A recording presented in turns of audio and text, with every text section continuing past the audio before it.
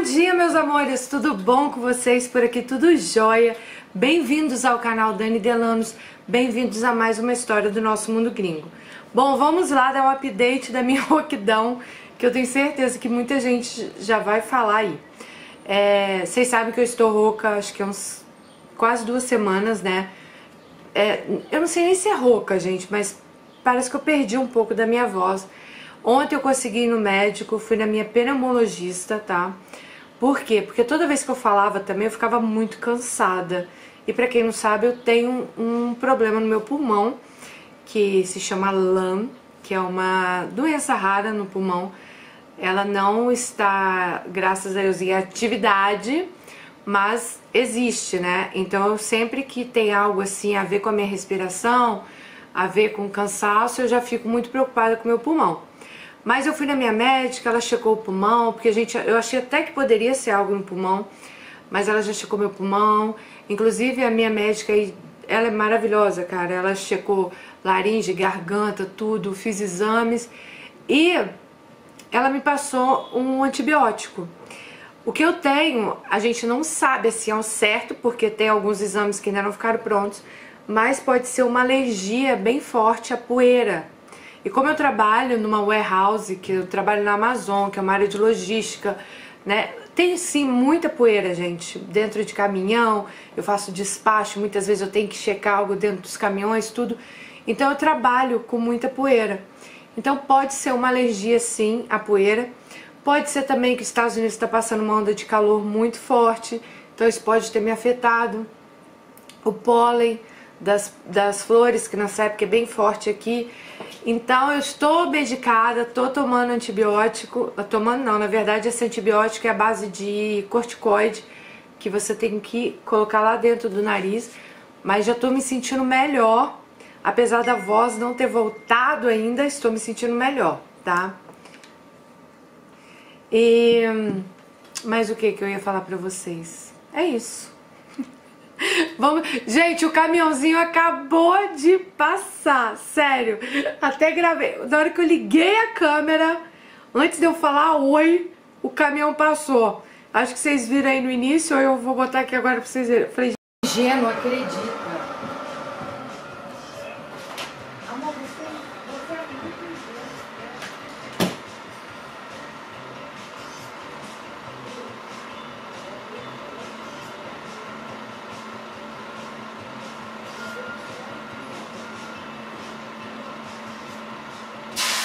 Gente, não é possível. As meninas falaram, Dani, pergunta o horário do caminhão, que horas esse homem dorme pra você gravar. É porque eu começo a gravar, ó, sempre eu começo às 9 da manhã. Hoje eu comecei às 10, que eu falei, vou deixar o caminhão passar. Cara, na hora que eu sentei, o caminhão passou, ele se atrasou hoje. É inacreditável. Eu tô até rindo já. Mas vamos lá, a história de hoje. Gente, essa história de hoje vai dar o que falar. Porque eu sei como é que é nesse caso aqui. É esse título mesmo aí que vocês estão vendo. Peguei a irmã da igreja na cama com meu marido. Olha, acho que tá na hora da gente começar a fazer umas séries aí, Netflix, contrata nós. Vamos começar a fazer uma série do mundo gringo na Netflix, porque história boa, queridas, vocês acham aqui, né? Bom, vamos lá a história de hoje então. Dani, me chamo Alice. Eu achei que eu tava ouvindo o caminhão de novo. Eu ia falar que eu tô doida. Dani, me chamo Alice. Sou telespectadora assídua do seu canal. Não perco uma história. Eu fico sempre na expectativa pelo que vem pela frente. Quando você posta os vídeos, eu sou daquelas Alices que assistem tudo. Curte, comenta todas as histórias. E hoje chegou a minha vez de escrever a história pro seu canal e para as nossas Alices. Eu tenho 33 anos. Venho de uma família de classe média, meu pai era bancário, hoje ele está aposentado e minha mãe trabalha como contadora. Tivemos uma infância tranquila e eu esqueci meu óculos, peraí, eu só começo a lembrar do óculos quando eu não consigo enxergar as letrinhas mais. Eita, vamos lá, continuar. Tivemos uma infância tranquila, nascemos e fomos criados na igreja evangélica. Minha mãe sempre foi extremamente dedicada às obras de Deus. Sempre cantou em coral. sempre fez parte das diretorias das igrejas na qual passou. Sempre foi muito conservadora e por um tempo eu segui todos os passos da igreja. Diferentemente do meu irmão, que desde muito novo ele arrumava várias confusões em casa para não ir aos cultos, sempre brigando com a minha mãe. Meu pai, ao contrário da minha mãe, nunca teve essa obsessão pela igreja, mas costumava acompanhar minha mãe em várias ocasiões. Porém, depois de alguns anos de casados e com o meu nascimento e do meu irmão, meu pai foi se afastando da igreja, mas mesmo assim, ele ainda acompanhava minha mãe em algumas programações. Dani, como eu fui criada praticamente dentro da igreja, as minhas amizades eram na maioria de dentro da igreja. Tanto que meus 3 namorados que eu tive até me casar, casei com o terceiro, ela disse, eram todos da igreja. Inclusive, meu ex-marido era filho de pastor e diácono da igreja. Dani, comecei a namorar com esse meu ex-marido quando eu tinha 20 anos de idade.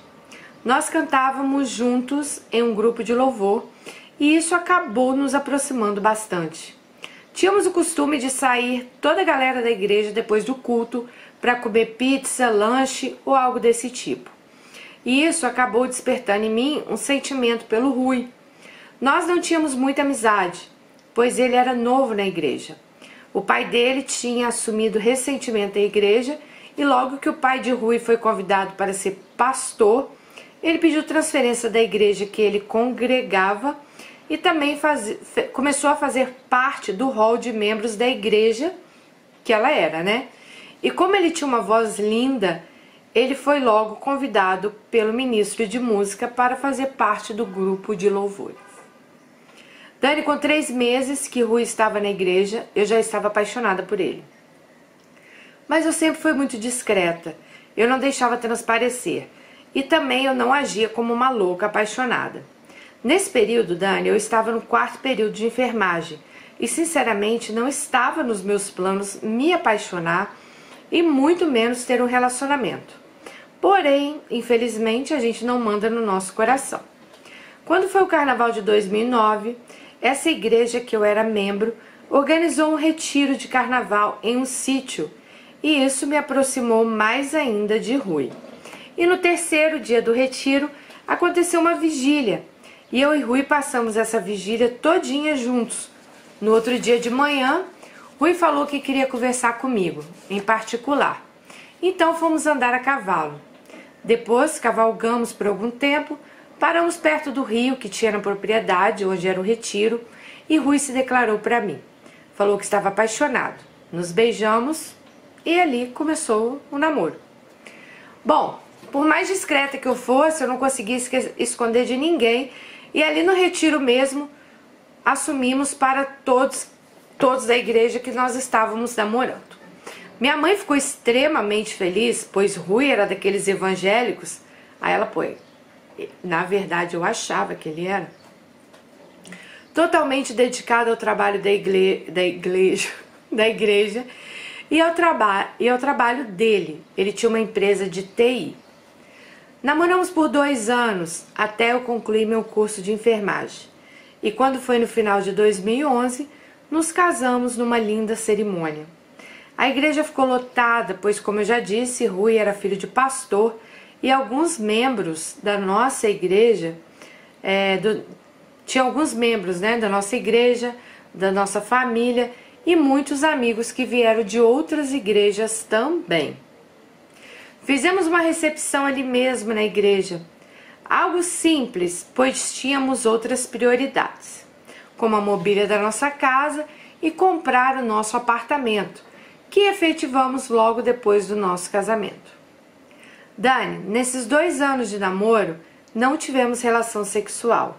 Rui até que insistiu, mas ele respeitava o meu propósito de casar virgem. Algumas vezes ele avançava o sinal e acabava que a gente tirava um sarrinho, mas isso me deixava com a consciência pesada diante do meu propósito e sempre causava atritos entre nós. Na nossa lua de mel, perdi a virgindade. Eu estava prestes a completar 23 anos. Sinceramente, eu senti muita dor na primeira vez, mas já nas outras vezes a dor se transformou em prazer e transamos a lua de mel toda. Tiramos boa parte do atraso nesses 7 dias de lua de mel. Para minha surpresa, 2 meses logo depois do meu casamento, eu estava grávida. Eu disse surpresa porque eu comecei a tomar anticoncepcional quando casamos. Porém, ela nunca tinha tomado anticoncepcional antes, gente. Ela era virgem, né? Ela esquecia de tomar um dia, o outro, tal. Bom, engravidou, né? Quando dei a notícia a Rui, ele ficou eufórico. E a euforia dele em ser pai me deixou mais tranquila. Eu fiquei apreensiva, pois eu estava começando a trabalhar num grande hospital da minha cidade como enfermeira e não estava nos meus planos engravidar. Dani, quando minha filha nasceu, eu tirei a licença maternidade e fiquei por conta da minha filha. Rui sempre me ajudava durante a noite, porém de dia ele se dedicava ao trabalho. Quando acabou minha licença maternidade, eu voltei ao meu trabalho e combinamos de colocar uma pessoa para nos ajudar lá em casa. Foi aí que eu coloquei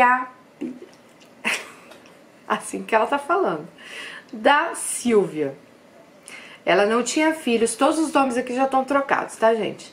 Ela não tinha filhos e estava divorciada e se encontrava desempregada. A princípio, Silvia trabalhava de 7 da manhã às 7 da noite. Pois tanto eu como Rui trabalhávamos de dia, né?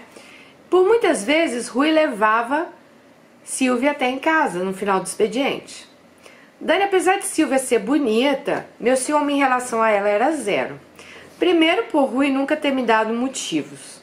E também por Silvia ser crente fervorosa. Nessa época eu estava com 24 e Silvia com 42. Porém, Dani, algumas atitudes de Rui me ligaram um alerta. Um deles foi a questão dele ficar levando ela em casa com frequência. Mas até aí tudo bem.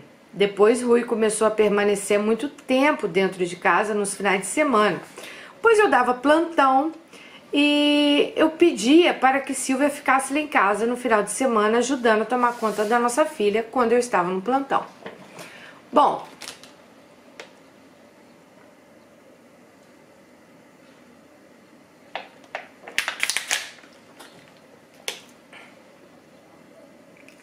Dani, quando minha filha completou 3 anos de idade, eu recebi uma proposta vantajosa financeiramente para fazer plantões noturnos, como enfermeira-chefe. De prontidão, Rui me estimulou a aceitar, falou que seria tranquilo, que ele ficaria com a nossa filha à noite e que manteríamos a Silvia durante o dia para que pudesse me ajudar com a nossa filha durante o dia. Os plantões noturnos muitas vezes são desgastantes, enfim. Com menos de 3 meses fazendo esses plantões de 6 da tarde às 6 da manhã, Rui começou com um papo que ele iria pagar Silvia para dormir lá em casa quando eu estivesse de plantão. Ele tinha sempre a justificativa que ele teria que chegar mais tarde, estava tendo muitas reuniões, muitos clientes e que ele chegava muito cansado em casa. Isso já começou a me incomodar. Mas como Silvia não dava nenhum sinal de que era uma piranha, muito pelo contrário, se vestia e se portava como uma crente conservadora, e muito menos Rui, que nessa época estava começando a fazer seminário para seguir a profissão do pai, que era pastor, né? Então eu nem pensava na minha cabeça que ele era um salafrário. Isso foi se tornando rotina. Silvia começou a dormir lá em casa por conta de Rui estar fazendo seminário à noite. Até questionei Rui sobre a questão financeira, mas ele alegava que, como Silvia precisava muito do trabalho, ela aceitou um adicional ao salário que ele tinha oferecido a ela e isso não afetaria nosso orçamento. Numa segunda-feira eu fui para o hospital fazer um plantão noturno. Nesse dia eu estava mal, corpo doendo, mal-estar, sinusite e essas coisas que temos, né? Quando começam sintomas gripais. Quando deu por volta das 11 da noite, eu já não aguentava mais de tanto mal-estar. Tomei uma medicação no soro e o médico me deu um atestado de 2 dias. Liguei para a Rui, o telefone estava desligado. Ali me deu uma pulguinha atrás da orelha. Liguei para a Silvia, que nesse dia estava dormindo em casa, o telefone dela também estava desligado. Peguei meu carro e fui para casa. Quando cheguei em casa, entrei na ponta dos dedos. Reparei que tinha gente acordada, pois a TV da sala e a luz da cozinha estavam acesas. Me deu até palpitação quando eu li essa parte, na hora que eu li o e-mail. Comecei a pisar de forma mais leve possível no chão. Quando entrei no quarto da nossa filha, ela estava dormindo. Porém, Silvia, que dormia no quarto junto com ela, não estava na cama. Isso já começou a me causar um estado de nervo. Dani, quando cheguei no meu quarto, a porta estava entreaberta e vi a cena que até...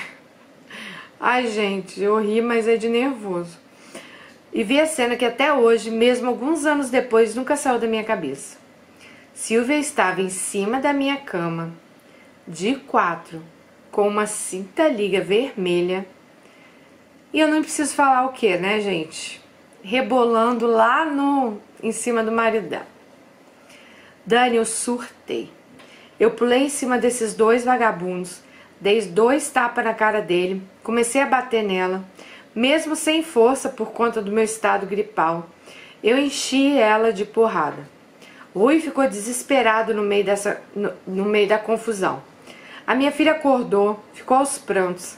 Peguei as roupas dessa vagabunda, joguei tudo no corredor do meu andar.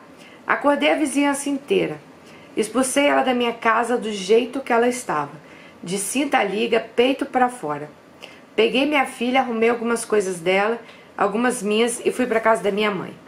Passei 2 meses na casa da minha mãe. Minha mãe ficou arrasada. Ela me implorava que eu perdoasse Rui, alegando que tinha sido o único pecado dele. E que como cristãos... Gente, E que como cristãos tínhamos que perdoar. Só que perdoar nem passou na minha cabeça. Bom,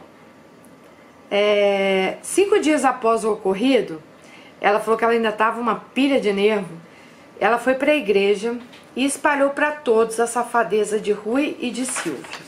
Dani, eu levantei no meio do culto, gritei para o pastor, pai de Rui, que o filho dele era um safado e que a ovelha da igreja, Silvia, era uma puta. O bafão foi tão grande que o culto foi interrompido. Nenhum dos dois, nem Silvia nem Rui, estavam no culto.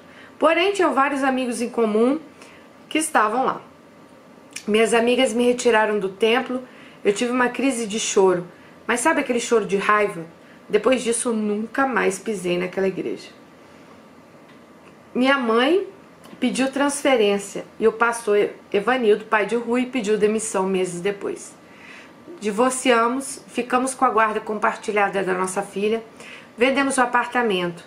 Desde essa época eu nunca mais me envolvo com um homem sem compromisso. Eu abandonei a igreja, hoje eu vivo a vida feliz com meus peguetes. Nunca mais coloco ninguém dentro da minha casa, pois eu podia esperar tudo de Silvia, mas não essa safadeza dentro da minha casa, em cima da minha cama, com uma irmã da igreja que eu estendi as mãos quando ela precisou. Dani, essa é uma parte da minha história. Um dia, quem sabe, volto aqui para contar mais. Um beijo. Um beijo, Alice. Meu Deus, eu fiquei sério, nervosa com essa história sua. Quando eu recebi... Peraí, gente.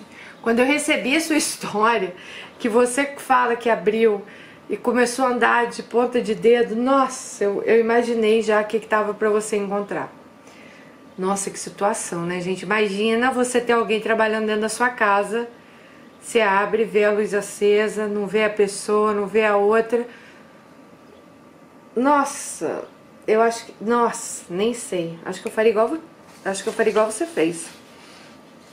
Bom, vale nada, né, amiga? Nenhum dos dois, né? Imagina já quanto tempo, de repente, eles estavam tendo esse tipo de caso, né? Porque você trabalhando, fazendo plantão, ele aí levando ela em casa, isso aí não devia ser caso novo, né? É aquela coisa, gente, é o que eu falo pra vocês. Eu não gosto de discutir religião, respeito todas, cada uma tem suas crenças, mas o que eu não concordo são pessoas que se escondem atrás da Bíblia, né? Então, assim, muitas vezes a gente confia, não, aquela pessoa ali, nossa, ela é super religiosa, super aquilo. Gente, às vezes tem alguém que nem religioso é, né? Mas que às vezes, não, por exemplo, eu não frequento igreja. Muitos anos que eu não frequento igreja. Mas todos os dias eu oro, eu peço a Deus, né? Para proteger as pessoas. Desejo coisas boas para as pessoas. Então não adianta você botar uma Bíblia embaixo do braço, ir para uma igreja e ficar dando uma de santo lá e meter porrada na sua mulher dentro de casa, tratar mal seus filhos, trair sua mulher, né? Então assim, o que adianta? Por isso que eu não gosto, igual eu falo pra vocês, eu não gosto dessa coisa muito over, quando as pessoas só ficam falando de igreja, igreja, igreja, eu vivo pra igreja, acordo pra igreja. Gente, eu não entendi aqui, depois alguém me explica. Minha mãe pediu transferência, tem que pedir transferência da igreja, isso aí é uma coisa que eu não sabia. Eu lembro que quando eu era mais nova assim, conheci uma menina, que ela era da igreja, né? E ela engravidou. Eu era mais nova, acho que mas eu já tinha até Melina, eu acho. Ela engravidou de um rapaz da igreja. E eu lembro, gente, lógico, eu sei que isso aí existe, tá? Mas eu lembro que teve uma assembleia, uma reunião, não lembro o que foi na igreja, para decidir se ela poderia continuar na igreja ou não. Então assim, tem umas coisas, sinceramente, que... nem sei falar pra vocês, gente. Mas olha, amiga, tem coisas assim que eu acho que a gente não deveria passar, sabe? Eu acho que essa é uma delas. Porque deve ser muito ruim, né? Você pegar o seu marido, uma pessoa que você confia, uma pessoa igual você falou, que você botou dentro da sua casa, com confiança também, pra ajudar, né? Querendo ou não, você estava lá ajudando a Silvia, né? E assim, te darem esse, né? Fazer isso tudo aí pelas suas costas. É triste, gente. Mas infelizmente acontece, né? Eu sinto muito por você, mas quer saber? Eu acho que você deve estar melhor hoje. Porque imagina se você continuasse esse casamento. Assim, sinceramente, eu acho que você teve até cabeça. Porque pra você ser uma menina, igual você falou, que você sempre foi criada na igreja, e sua mãe já queria que você perdoasse, eu acho até que você foi bem cabeça, assim, de você não perdoar. Porque quantas meninas aqui que já escreveram pra gente, que também foram criadas na igreja, que acabaram perdoando por pressão dos pais, né? Ou acabaram ficando num casamento que elas não queriam por pressão dos pais e acabou que, né, não foram felizes, lógico, porque tudo que começa errado vai continuar errado. Mas é isso, Alice. Ó, um beijo pra você, beijo no coração. Deixa aí um comentário pra vocês, gente. E aí, gente? Comentem o que vocês quiserem embaixo. Já deixa seu joinha para ajudar aqui o YouTube recomendar nosso vídeo e mais Alices aparecerem aqui e mandar as histórias pra gente, porque ó, a gente aprende muito com as histórias delas. Até o próximo, tchau!